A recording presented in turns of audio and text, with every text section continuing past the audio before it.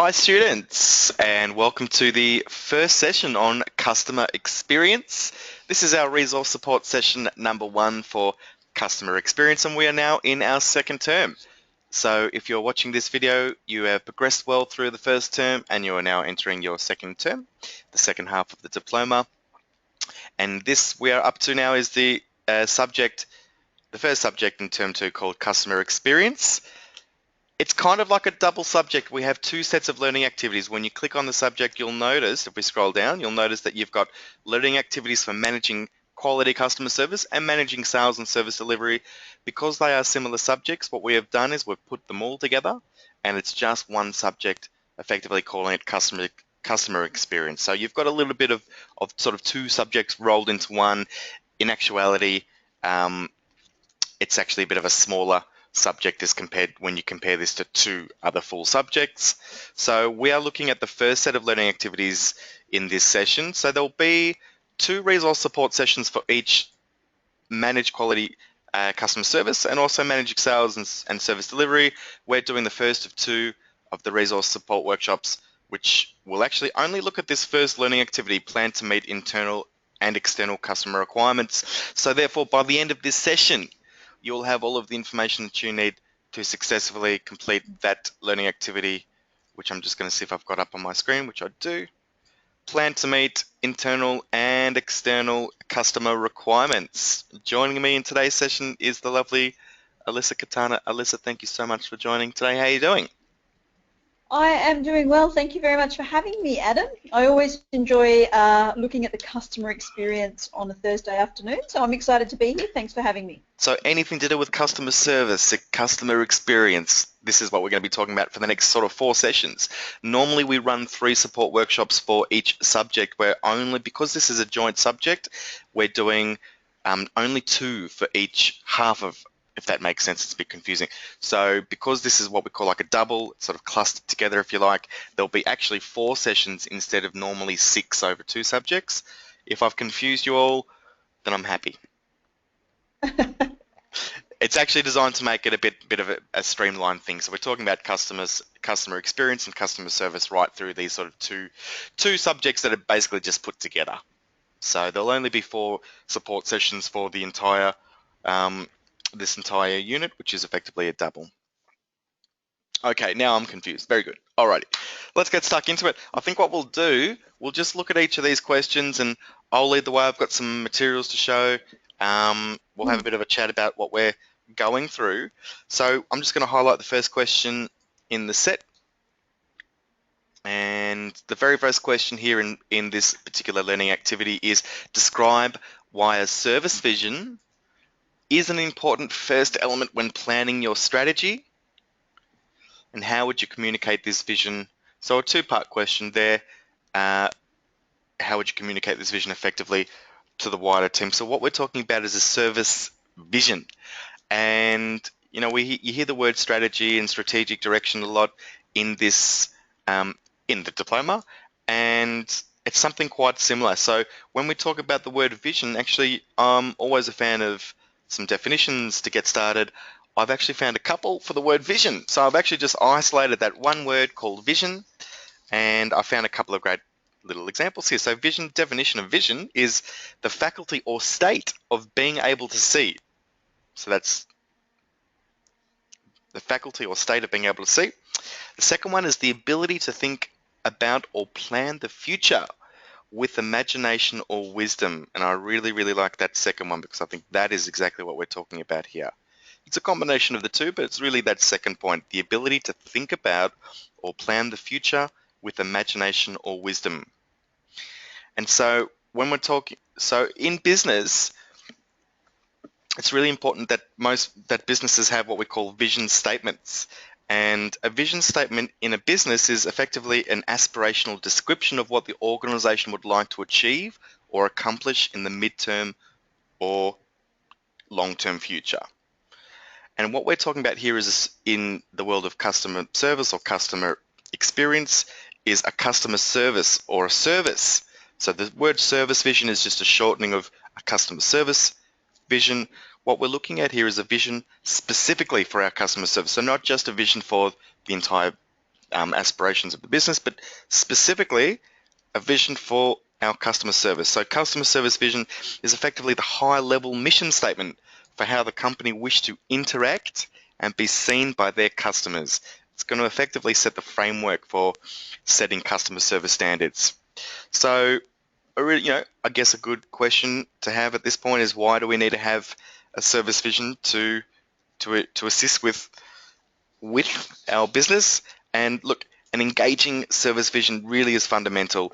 Inside your business, it'll actually give people a sense of purpose, value, and meaning.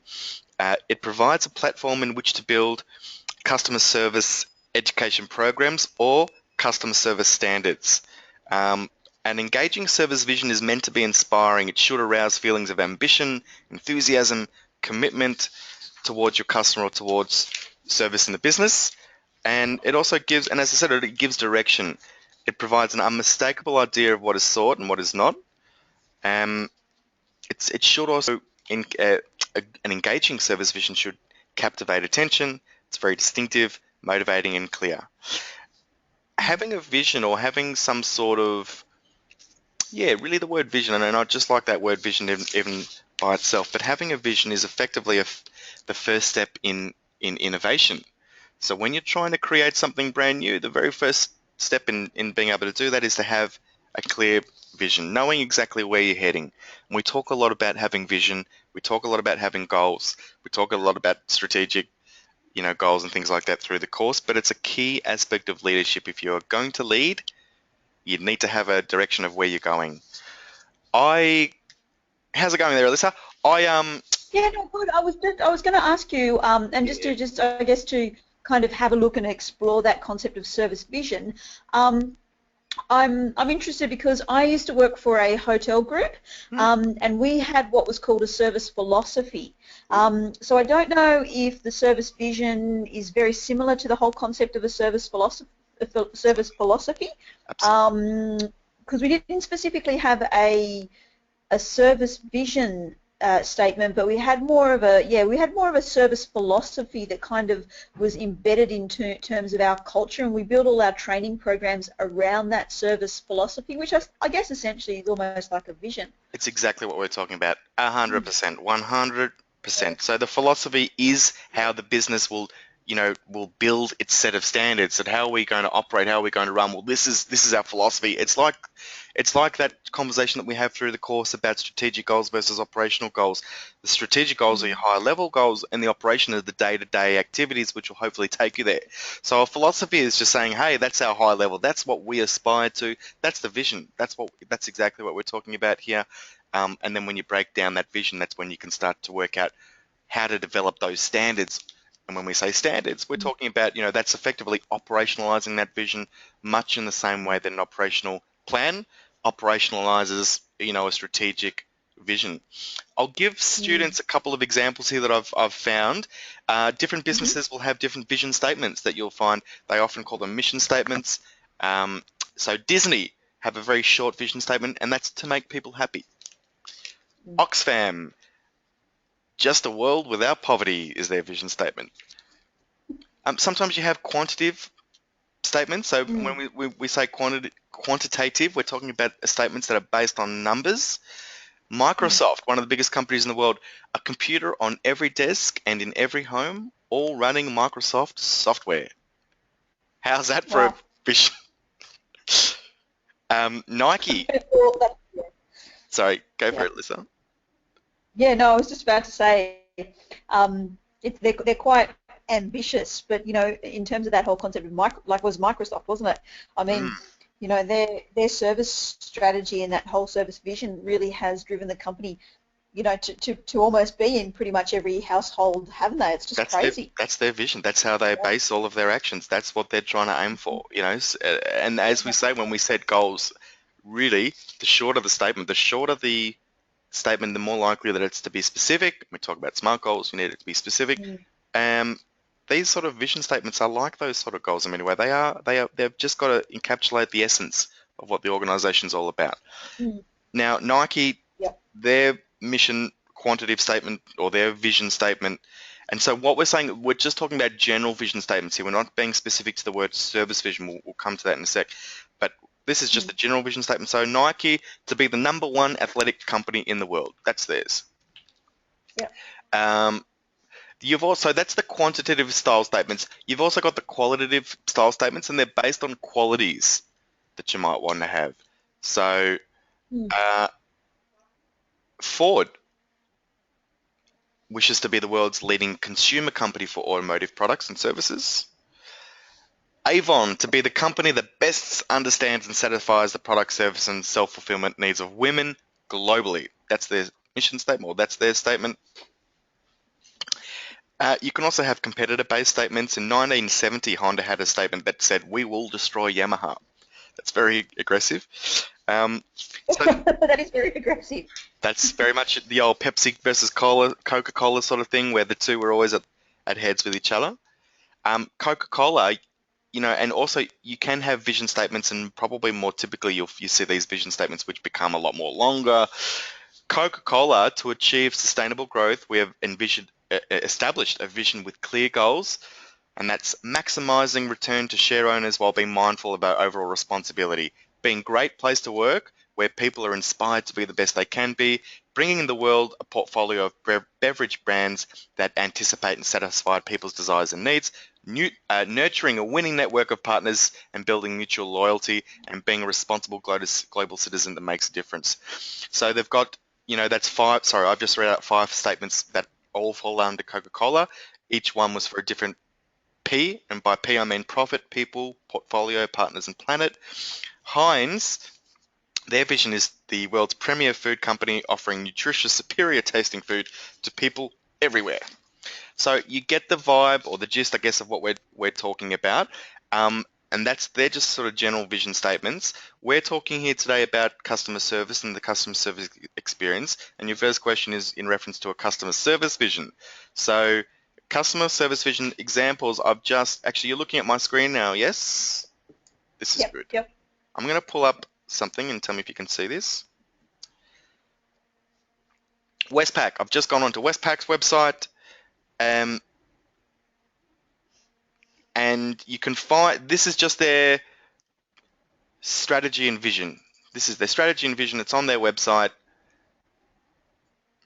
And so it's quite long and detailed, but if we go to the bottom, there's one part here that I saw a little bit before, which referred to their service vision, which Westpac's vision is to be one of the world's greatest service companies, helping our customers, communities, and people to grow, delighting customers by deeply understanding and exceeding their expectations. That's one of that's like their vision, that's their service vision statement, if you like. I found also there's a customer charter. So a customer service charter is really a description of the business that you provide to customers. It's how it's delivered to those customers and what the expected outcome is from a customer's perspective. That's what a customer charter is. It's very, very similar to having a service vision, but it effectively demonstrates how that's actually going to be delivered. So a charter probably goes into a bit more detail. This is Qantas. 1, we'll never compromise on safety. 2, we're committed to getting you and your bags, that's always good, to your destination on time. I do remember once where they may have missed mine. 3, we will look after you if things don't go as planned. And this is, again, you look in, talks about delays and cancellations and baggages and what. This is their vision, this is their charter, this is their promise to their customers. So this actually takes that vision even one step further and says, hey, this is actually how we're going to go about doing it. So that's Qantas. If you have a look online, Alyssa, you'll find that there's plenty of things like customer service visions and service charters for organizations. I guess from that perspective as well, that having those service charters really kind of show accountability and responsibility as to how important and how significant, customer service is, and how much of a focus, that those customer charters really do embody that vision and that service philosophy. Not only is it that we're going to announce it on, as Westpac has said, but we're also going to have charters as well, just to showcase our accountability and put it out there and show our commitment. This is what we're going to do to be able to offer and achieve our vision as well. So it is a very, very strong tool, I believe, in business, that customer service charter. Absolute. And look, not every organisation will have a charter written up because sometimes it's actually hard for them to do. There's so many sets of circumstances. In the world of aviation, though, I think you find customer service is a real big deal. Everybody, actually service is one of the, the biggest mood points for travellers that are using planes. Um, Mostly an organisation, so instead of having a charter, they'll take that vision. So this is, again, the philosophy, as you called it. They take the philosophy and they have to break it down into what we call customer service standards. So customer service standards are really a definition or define what a customer can expect, but it actually sets the framework for how you're going to go about achieving that vision. So usually service standards are defined in terms of typically three aspects. One could be in terms of timeliness.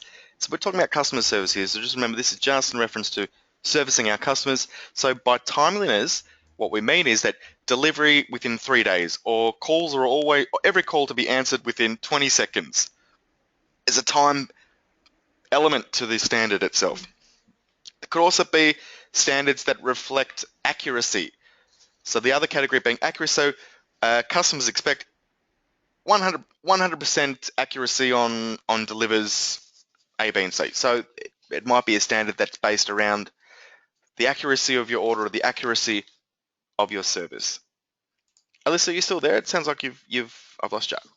Yeah, no, I'm still here. I was actually just thinking, I in previous years and in a previous lifetime, I worked in hotels, and what we used to do is we used to have that service philosophy, which was, and our service philosophy at the time for one particular hotel I can remember was yes, I can. Mm. So that was essentially what we built our training programs around at different levels within the organisation, but we also formulated standards. And for us being in a hotel, having standards like you must answer the phone within 3 rings, you must knock 3 times before you enter into a room, you must deliver a room service order within 40 minutes, you must not allow somebody to wait for a bill for more than 3 minutes.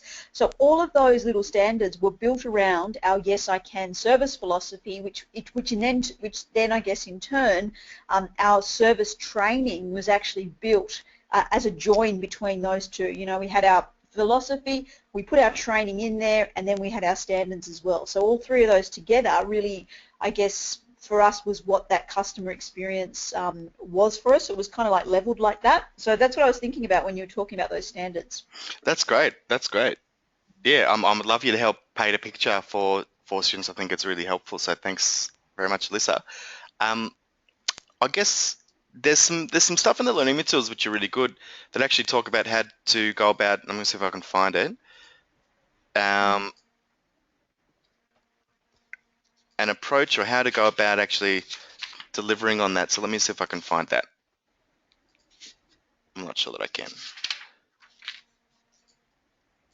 Actually, here, And I yeah. think it's interesting when we do talk about customer service. I mean, customer service is really the essence of a successful business, I think. I mean, we throw it around a lot, and and I love the title of this unit, customer experience, because our customers, both internal customers but also external customers, are just as important in terms of the success of our business. And looking after people, looking after our clients, I mean, it's such a powerful part of a successful business. I mean, I think it's the essence of a business. So that whole customer service thing, I mean, my background, we've always focused on the customer. It's always about customer service, always about customer service. And that's where you win your business. That's where you keep your business. Absolutely. Absolutely. We're going to talk about that in the next question. For students that are interested in how to actually develop a customer service strategy, click on this logo. I'm going to do it really quickly. It's going to open up a video. Yes, we'll resume where we left off. Below are listed 6 standards. Step 1. Develop a vision. Find the activities or conclude a technology strategy. Okay, so I'm not going to watch it, but there's 6 steps to how to go about approaching or building a customer service strategy. For those who want to know how to go about developing that idea a little bit more, this is effectively how you might go about doing it. So that's a good little resource for students there. I'm going to go to the next question because I think it goes on with what you're starting to talk about there, Lisa. The second question is, the purpose of a business is to create and keep customers. Question is, how can you make sure that your business organizations makes decisions that are customer centric? So what we're sort of saying is that our customers are our world. Everything should revolve around them. Decisions should be made in the mindset of how that affects our customer experience. Our customers are our lifeblood. They're the ones that are pulling up some dollars, which effectively helps keep us in business, keep us alive. It helps us to be able to pay our staff members, do all those sorts of really important things. So you've got this page here, and Alyssa, I might just see, if you can see this page, which is great, I might scroll down, might get you to have a look here, but it's actually the second page in your learning materials. It says the 10 strategy tenets. It talks about the 10 ideas of how to develop a customer-driven workforce. So your question is, how can you make sure that your business or organization is customer-centric? Go to this page. There's 10 components of customer centricity. I'm just going to pause the recording for 1 second. 1 sec. Okay, we're back. So, Alyssa, we're looking at the components of customer centricity. If you can see the screen, maybe just read out some of these points, and we can just have a bit of a chat, or we'll go over these points. Maybe it's just a high level, and students can have a look and read in their own time. Yeah, of course. I guess that very first point there is, and you can all see it there, which is customer insight. So it's getting to know your customers and understanding what they expect from you. Obviously, I mean, this is a really pivotal part of, I guess, that building that customer centricity, as you mentioned before. I guess it's really about kind of connecting to your customers and understanding who they are, what their needs are, what their expectations are, and therefore being able to align your services and your products with those particular needs and expectations. I think it makes sense to be able to do that, but I think at times it can be quite challenging depending, on the tools that you've got available within your organisation. But just understanding who your customers are, what they need, and what they expect from you. So I guess, I mean, what are some options, or what are some tools that we can use to be able to gain that customer insight? I think, talking to your customers, I mean, market research is a really common thing that businesses do, and by market research, they can have surveys, they ask questions, they have little focus groups where they put groupings of people together to have a chat. If anyone's ever been invited to a marketing research sort of session, I've actually done marketing research for a new beer. So there was a beer company, they wanted to know what people thought about it. They had a new advertising campaign. They wanted to gauge people's opinions and thoughts before they invested all this money on this campaign. And so they're trying to get an understanding from their customers on their levels of satisfaction. And that's about, that's what they're trying to say is it's not about us and what we think a wonderful beer is. It's about you guys, because you guys are the ones that are going to buy this beer. So we want to know what you guys think of this. Do you like the taste? Is the shape of the bottle nice? They pay you a few dollars to come along, and you come along and you tell your your bits and pieces. So marketing research is typically the way that you would do that. But you've got to know what your customers are thinking and feeling, because otherwise everything effectively becomes irrelevant. Yep. Yeah, do you want to keep going through some of these points? I agree. And the more time you take to know who your customers are. Yeah, absolutely. Sorry, yep. Okay, so that second one, which is create the service vision or service personality. Now, I think we talked quite extensively about the concept of service vision previously, earlier on in the session. Now, obviously, you've also got the other portion there, which is that service personality. So I think that kind of refers to, sorry. Cool. So, yep. So I guess that really refers to, essentially what defines your organisation from service values, and what's its personality. What is it that's what is it about your organisation in terms of service that differs from other people's or other competitors' version of customer service as well. Like you mentioned before, the concept of having that customer service charter, Adam. I mean, that's a great defining part of your service vision and your service personality. So having all of those types of little tools and that framework in place will also help with that customer centricity. Absolutely. The next one down there is obviously develop a customer service strategy, and for all the students out there, we did have that very clear slide that Adam showed previously on the steps involved in being able to develop that customer service strategy.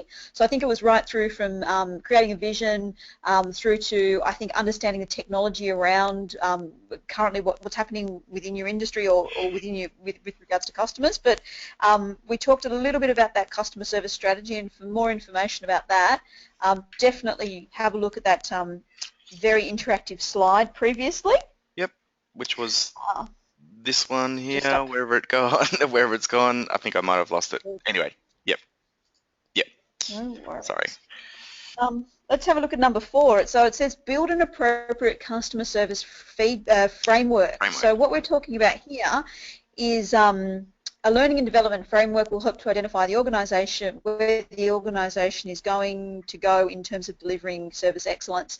I think it's really essential if you want to build a good customer service philosophy and you want to have a good customer service vision and philosophy or service personality, that it is important to be able to have some kind of learning and development opportunities. Well, it's probably imperative that you have learning and development opportunities around, assisting and providing your team members with that support and that alignment with your customer service philosophy or vision. Yep. I think it also mentions there things like reward and recognition. So, really rewarding and recognising great customer service. I think that's a really big part. So having, the learning and development opportunities around your customer service vision or personality, but also rewarding and recognising that there are people out there and there are people in your organisation that are going to be outstanding customer service ambassadors. So really recognise them, because that really does help build that framework. Absolutely, and it also shows to employees that it's not just a little kitschy word that we put, or a sentence that we put up in the office and say this is who we are. It's actually a commitment to the actual vision as well. So by investing in training and development and putting all those mechanisms in place, just goes to show that it's not just a floozy, pie in the sky sort of comment. Yeah, which I think also is good, because actually that leads on to what we look at in terms of number 5, which is, deploy executive service leaders and managers who will become the organisation's service champions. I think if we link that number 4 with that number 5, I mean, recognising and rewarding people that are delivering and contributing and aligned to your service strategy, and really putting them in a situation where they're actually identified as service champions. I mean, I think that being able to deliver great customer service and provide a wonderful customer experience, I mean, I think you have got strong qualities and strong interpersonal qualities inside you to be able to do that. So having a recognition around that concept of a service champion, I think it's a really great idea. I mean, I think it's really defining, people, your champions, because service delivery is something that I think makes champions, or I think it's important to do those types of things. Absolute. Should we just quickly go over the next couple of points? Let's have a look. So point 6, recruit. Sure. Obviously, look, recruit. So you're right. Yeah, so recruit high-performance, intelligent and well-motivated people with obviously a can-do attitude. Yeah. That point 7 is to create innovative products and services with the support of all your people, inspire your organisation to develop a culture of continuous improvement and innovation for the benefit of your customers. I mean, innovative products and services now, I guess in this type of day and age, you have a lot of competition around, and people are looking for something different each time, they walk into an organisation, or they deal with a particular group of people, or they're looking for something different. So be innovative about, the products that you actually provide your customers with. What have we got down there? Number 8, design and implement customer-centric processes that make purchasing easy for customers. So Okay, so that's obviously focusing around, the process of making transactions quite simple and stress-free. It's something that we're going to look at in a second, but we forget that the customers also have a process. We think when we talk about the word process, we think always about the internal process. How do we deal with whatever? What are the steps that we take in this business? That's what we think about when we think about process. But we also forget that as an organization, we have also forced a particular journey or process on our own customers. And what we're talking about here is just consider what journey you're actually asking your customer to go on to be actually able to purchase your product or service. Is it easy, or could it be easier? Is it based around them, or is it based around us? That sort of thing. Yeah. I think the next couple of points are really, the next one is about what you were talking about before, creating performance metrics. So, really making, it's about assessing and monitoring your effectiveness with your customers. So create standards that relate to that customer satisfaction, really. And the last point, manage customer relationships. So, it's probably... And the whole concept, I think, of managing customer relationships is actually quite an interesting one these days. I mean, I think people are really interested in things like loyalty programs now, and being recognised for providing you with their ongoing business. So it's interesting because now what I've been seeing is a trend with especially things like feedback forms. So after you've purchased a product, or after you've stayed in a hotel, or after you've used a client services, you get a feedback form to complete. But now what they're doing is they're almost incentivizing that feedback form.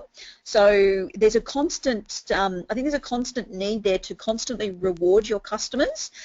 So those loyalty programs, even, you go to Donut King and you buy 5 coffees and you get a free coffee on the 6th time. I mean, that's creating relationships. That's creating loyalty, and it's continuing to be able to build your customer base. Yeah, absolutely. The loyalty card thing, all those sorts of things. Absolutely. I'm going to take it back one step. We all love our frequent flyer. We all do. We all like to feel good.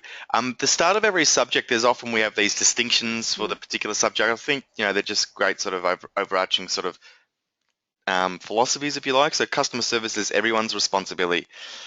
Everybody in the organization needs to be geared towards providing the best possible service for the customer. Something that we might have to touch on a little bit later. Make all decisions customer-centric. So, it's about ensuring that whatever you're deciding as a business considers the number one stakeholder, which is your customer.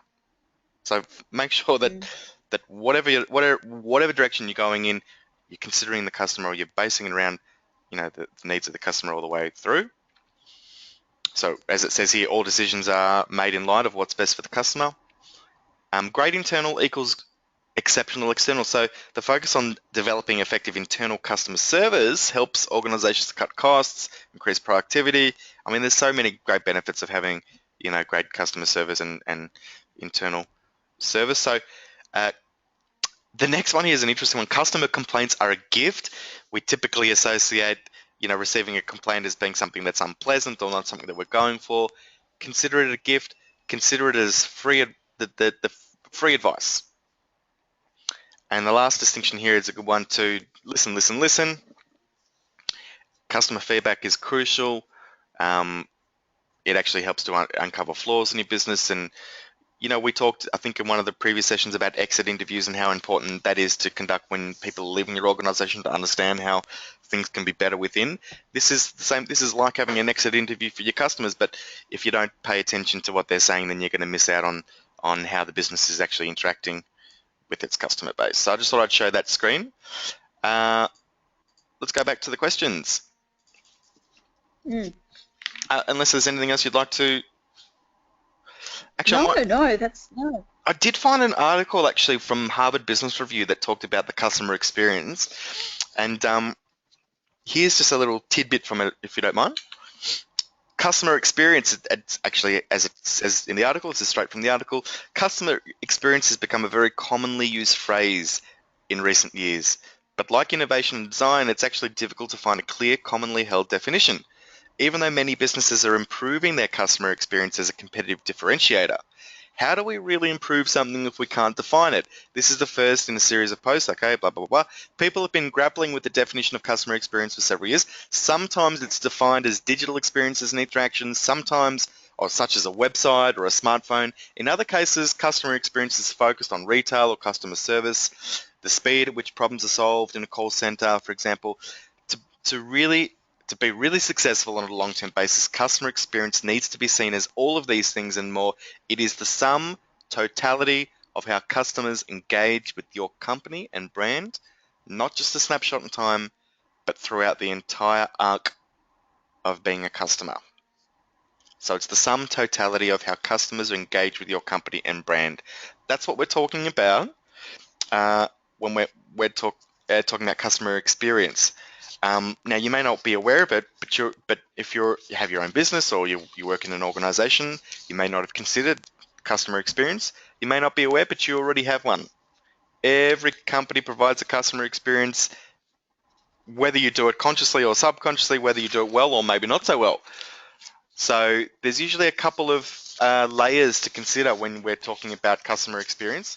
And one of the things was something that we kind of touched on a bit before, and that was talking about the customer journey. So a fundamental piece of knowledge that you need to start with is the understanding of the journey that your customers take with your company. So right from the start, so how they discover your brand, how they sign up, or how they, right to the end when they've finalized their purchase, we need to know what, we actually need to understand that journey really well, because that is a big part of what we call the customer experience. Another word that comes up a lot of the time when we're talking about customer experience or trying to understand one of the layers is what we call a touch point. So a touch point is, a touch point is effectively products, websites, advertising, the people, support that the customer might experience through their journey. It's I did have a definition of touch point somewhere, which I thought was a really good one. I'm seeing if I can find that. So I've got here, a touch point is defined as all of the communication, human and physical interactions your customers experience, interesting, says the word experience there, during the relationship life cycle of your organization. I might say that again because I really like that. A touch point is defined as all of the communications, human and physical interactions that your customers experience during the relationship life cycle with your organization. There's some examples of this. Just actually quickly, let's have a look at the question 3 and then we'll go to question 4 because it actually talks about touch points. So question 3 says, list 2 pieces of legislation you may need to take into consideration when developing your customer service strategy. I'm just going to point students to one page, which is this one: monitor, adjust, and review customer service. It talks a little bit about some things that I just highlighted there that you might want to consider when developing a strategy. Have a read of that. I'm going to leave that one alone. I'm going to let students just dive into that one on their own volition. So let's continue on with what we're talking about, customer service touchpoints. Actually, let's read out question 4. This is the last question that we need to deal with today. Customer touchpoints describe a time that a customer has contact with an organization and has the opportunity to be wowed or disappointed. The question that students have are, what are 4 touchpoints within your organization, and how do you make sure that the experience is outstanding every time? So, Alyssa, I'm happy for students to answer this from the perspective of a situation where they have experienced through work, so a previous employment or a current employment. If they're not employed currently, they can just do some research online, or they can show examples of what a particular touch point is. Do give us the organization or what sort of company that you're giving the example of, and then by all means, research or put a couple of different examples of customer touch points. Cool. Did you want to? Yeah, is there anything you wanted to add to this? There is something that so I found an article. It was actually a really interesting article on Forbes magazine. I'm just going to open it up here. 20 ways that Apple mastered great customer touchpoints and why it's great for business. It's a good little article here. Feel free to have a look for that one. Maybe I might post it up for students so that you can catch a read of that one. But we all are pretty familiar with Apple. You know, one of the global giants as far as companies are concerned. And they've done it through innovation. They've done it through their customer experience, really. They've really zoned in on that idea of customer experience. They really understand a couple of things. One, their customer touch points. They really understand. Two, the journey and the experience that their customers have with their brand. And I think that's what we're talking about here when we're talking about touch points. I might actually just read each of these 20 points out. I'm not going to, I may more, yeah, you know, I might just read it out and then we can have a bit of a chat if you want to, Alyssa, and I think it just helps to paint a Sure. bit of a picture about touch points using Apple as an example. Sounds good. Cool. So here are the 20 ways that Apple mastered touch points and why it was good for business. So 1, a clean, easy way to navigate their website. The website that they have is clean, it's crisply designed, it's easy to navigate, it's easy to find and learn about new offerings, set up appointments, locate stores, first touch point. It's a nice experience. Number 2, packaging. There's something magical about opening a new Apple product. I used to have an iPhone, but I've had iPods before. I've got an iMac at home.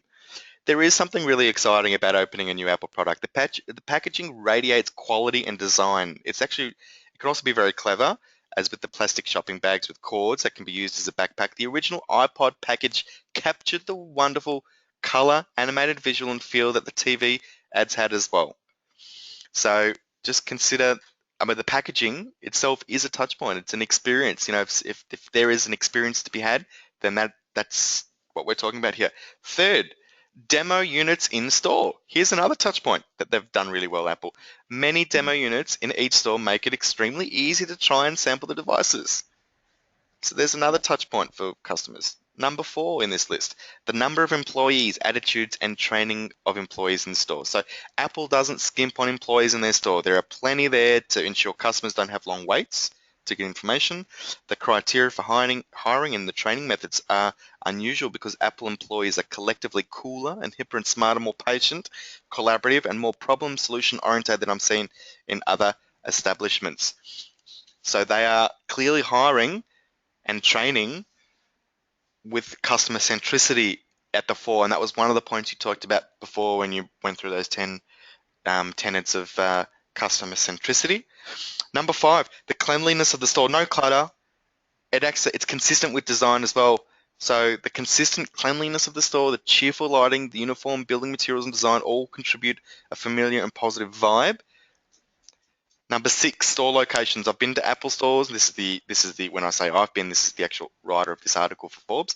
I've been to Apple stores in Hong Kong, Barcelona, Sydney, San Francisco, Wellington, Florida, Beijing. They're all in locations that are easy to find and areas of the city which a relatively well educated target would want to be. Number 7, the Genius Bar. The Genius Bar has come to my rescue many times, including the crack of dawn at the 24-hour 59th Street and 5th Avenue store in Manhattan on 2 critical occasions. Having a human being being able to speak with and quickly solve problems makes the device owners grateful and fans for life. Number 8, touch point, one-on-one. Customers that buy new computers are eligible to purchase one-on-one tutorials for consecutive 1-year periods following the purchase. The one-on-one program actually enables customers to schedule 1 hour or half an hour open training sessions with specialists in each of the Apple software areas. It's a really interesting one. I actually didn't know about that one. Acknowledgement of appointments after registering. This is number 9. After registering for an appointment at the Apple Store, customers are sent confirmation email. It helps them decrease the likelihood of no-shows. Number 10, staff collaboration. When assisted at the Genius Bar or one-on-one, if the Apple employee isn't sure of the answer, they collaborate with other employees to find the solution. This collaborate communicates that there is a task force at hand to solve customers' problems. Number 11, short waiting times to check out. I think that was already covered in one of his other points. Number 12, personal setup. Let's see what this means. Several years ago, Apple reorganized their stores to provide an area called Personal Setup. This area is devoted to making sure people who just purchase a device at the store know how to go about using it. The practice makes customers even happier and more excited about their new purchase and reduces customer service expenses later on. It's a really interesting, because what they've done there, Alyssa, is they've really mapped the journey that the customers have gone on and went, hang on, why are we letting all these people walk out who are confused? Let's get them comfortable and excited and answer their questions before they go home. Actually save them a whole bucket of money as well. In-store classes. They also, number 13, Apple also offer regularly scheduled classes that explain the basics of using the devices and some of the useful features in the software as well. Really handy. Number 14, guest speakers and in-store events. Number 15, rebate receipt acknowledgements. Number 16, iBook author software. And number 17, iBook author support.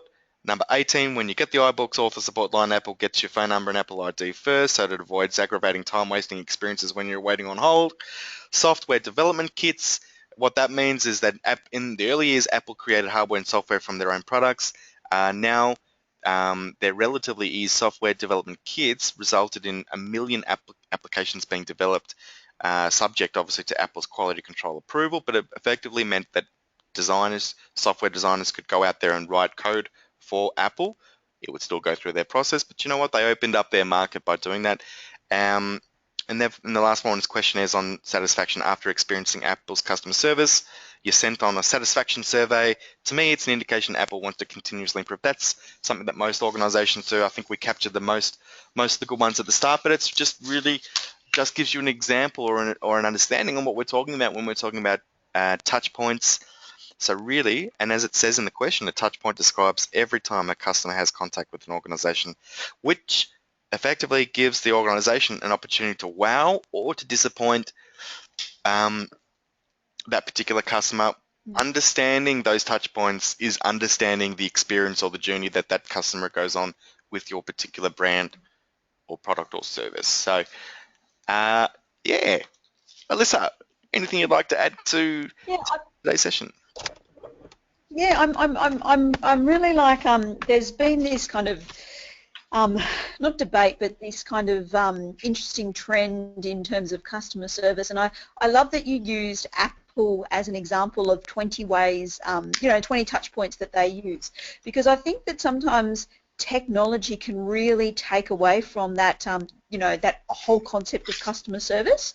So what Apple have done is they've kind of I think quite aware of that, but what they've done is they've created almost like a technological level of customer service, which is catering and almost going into and really using the fact that people are very interested in different ways of customer service, because technology is almost taking away the person-to-person type of traditional customer service now, and Apple have created and embedded that and built those touch points around that. And I love, they're kind of taking that concept, which is really interesting for me. I'm continually fascinated by, you can go into any Coles or any Woolies, and there's maybe 2 people on the checkouts, and then there's probably about 30 people using the self-serve thing, because they don't really want to have that customer service and they want things to be quick and fast. So it's really interesting that you've used that example, and some of the touch points that they've done. I mean, like having the Genius Bar there, and having interactive hardware to use, and having the options of having in-house training for people. I mean, it's really cashing in on the change of customer service and what customers really need. I found that really interesting, actually. They've done everything in the eyes of innovation, but they've done everything. They've driven the whole business around the customer experience, and that's pretty much why they are absolute masters of what they do, and that's why they're such a successful company. They're great innovators. They really understand their users really well. They really get it. And that's why people really enjoy their products, because, to be honest, that's exactly right. Yeah, they're easy to use. They're comfortable. They're clean. You get really cozy with an Apple product because they just work. They just work. Yeah. So it was, yeah, it was very interesting that that little article there. I think it's definitely something to kind of take away for students. I mean, you know, with the changing concept of customer service, I mean, yeah, that's a really great example of a company really knowing who their customer is. You know, we talked about that whole concept of building customer centricity before, Mm. and they are in tune with who their customers are, and they have built their customer service around their customers, which is just perfect. I mean, it's quite amazing with Yeah, with those absolutely. with those things they do. They've Yeah, they've really designed interesting. they've designed their product and service based on the needs of their customers, and that's what's driven their innovation. And I think that's the whole overarching concept of today's session and this subject as well. It's really just about understanding that your customers are the ones that are going to drive you forward, and by looking after their needs and their wants and their desires, you're in a better position to be able to meet those needs, wants, and desires. And look here, the actual activities planned to meet internal and external customer requirements. So it is about understanding them. Uh, that's kind of it for today's session. Alyssa, next session, so the resource support session 2 is going to focus on the next 2 activities, which will delve even further into what we've talked about, talking about customer needs and wants and how to take care of those sorts of things. So I think we've really captured the essence of customer experience and touch points and the distinctions of that customer experience well today. After that second resource support, we'll be then doing 2 resource supports for the next set. So we'll be doing a resource support 1 for managing sales and service, and then we'll be doing a resource support 2 for the last 2 activities. Finishing that, we'll be taking you through the assessment support workshop, which will take care of all of the assessments in the customer experience subject. Alyssa, thanks very much for joining. Students, thanks very much for tuning in. We hope you enjoyed today's session, and we very much look forward to seeing you in the next session too.